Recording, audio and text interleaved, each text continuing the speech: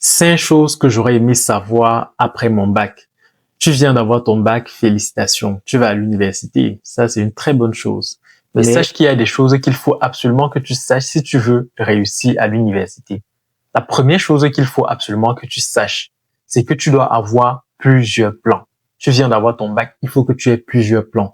Plan A, plan B, plan C, jusqu'au plan Z si nécessaire. Parce qu'en réalité, les choses ne se passent pas toujours comme prévu.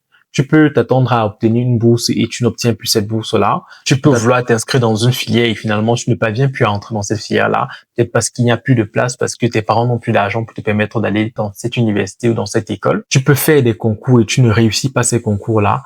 En gros, il y a tellement de possibilités qui peuvent se produire après le bac. Si tu n'as pas prévu des options, tu risques de te retrouver en situation compliquée et tu te morfonds finalement et tu rates ton année parce que tu n'avais pas prévu que ces choses-là auraient pu arriver. Donc, prévois différentes options et pivote dès qu'une option commence à présenter des signes de ne pas fonctionner. La deuxième chose qu'il faut absolument que tu saches, c'est que tu ne dois pas t'accrocher aux promesses des gens. Les gens vont te promettre X, Y, Z. Les gens vont te dire qu'ils vont t'aider à aller à l'étranger. Les gens vont te dire qu'ils vont financer tes études. Les gens vont te dire qu'ils vont te donner de l'argent, etc., etc.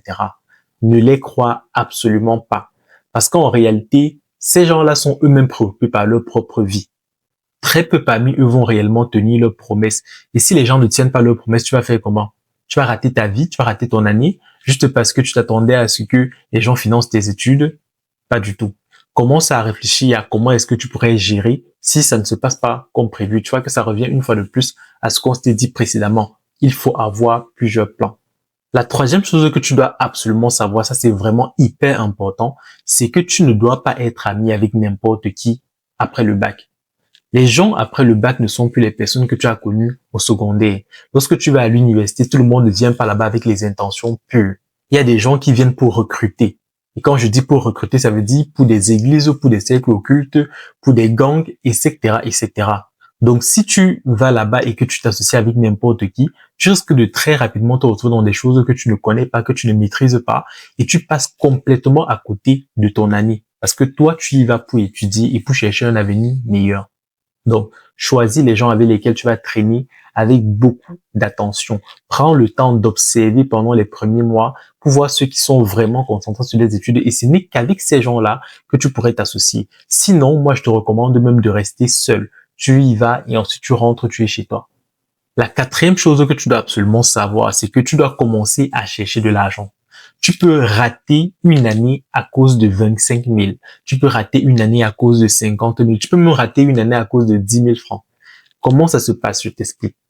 Tu peux te retrouver dans une configuration dans laquelle tu veux payer ta pension et il y a manque de 10 000 ou de 5 000 sur ta pension. Si tu n'as pas ces 10 000 ou ces 5 000 là pour pouvoir compléter et payer ta pension, tu peux t'inscrire en retard. Et si tu t'inscris en retard, ça veut dire que tu n'auras pas l'occasion de composer les évaluations que tu es supposé composer. Donc, réfléchis déjà à comment tu peux faire de l'argent, commence déjà à épargner maintenant. Parce que tes parents peuvent t'envoyer de l'argent avec un retard. Les gens qui sont supposés te soutenir peuvent te soutenir avec un écart ou peuvent même décider de ne plus te soutenir du tout. Tu vas faire comment? Tu vas rater ton année. Donc, commence à réfléchir. Tu as des connaissances, tu as des compétences. Tu peux donner des cours de répétition. Tu peux travailler dans des entreprises locales. Tu peux essayer de lancer un business en ligne. Tu peux essayer de faire des choses. Dans tous les cas, cherche à faire quelque chose qui pourrait au moins se te faire économiser 5 000 par mois. Ça, c'est vraiment hyper important. La cinquième et dernière chose que tu dois absolument savoir, vu que tu viens d'avoir ton bac, c'est que tu dois savoir cuisiner. On ne le dit pas assez, mais cuisiner, c'est un atout hyper important lorsque tu as ton bac. Si tu sais déjà cuisiner, tant mieux pour toi. Mais si tu ne sais pas encore cuisiner, moi, je t'invite à commencer à te former dès maintenant. Pourquoi? Parce que une fois que tu seras dans une mini-cité, par exemple, les gens vont venir te donner à manger parfois, mais ce ne sera jamais gratuitement. Parfois, ce sera de la nourriture empoisonnée, parfois il y aura de la drogue à l'intérieur, parfois il y aura des filtres, etc., etc. Donc, si tu ne sais pas préparer, tu deviens une proie facile à beaucoup de choses à l'université, dans les mini-cités. Fais très attention à ça. Donc, au-delà même de ces éléments-là, tu peux te retrouver en train de manger dans des restaurants tous les jours, mais tu vas manger jusqu'à quand? vu que techniquement, ça coûte de l'argent. Or, si tu sais préparer, tu fais des économies. Et en dernier point, tu sais très bien qu'on dit que ventre affamé n'a point d'oreille. Ça veut dire que si tu n'es pas capable de bien manger, tu ne seras pas concentré sur tes études et tu vas passer complètement à côté de ton année. On va te dire que tu as échoué. Pourquoi? Tu vas dire quoi? Que tu ne savais pas préparer. Tu as échoué parce que tu avais faim. C'est triste, mais ça arrive bien plus souvent que ce que tu pourrais penser. Est-ce qu'il y a d'autres choses que tu penses qu'on doit ajouter à cette liste pour aider un bachelier à bien réussir ses études? Si c'est le cas, je t'invite à laisser ça en commentaire. C'était Steve Noyep, ne sois pas faible et surtout, tu t'abonnes pour garder le bon état d'esprit.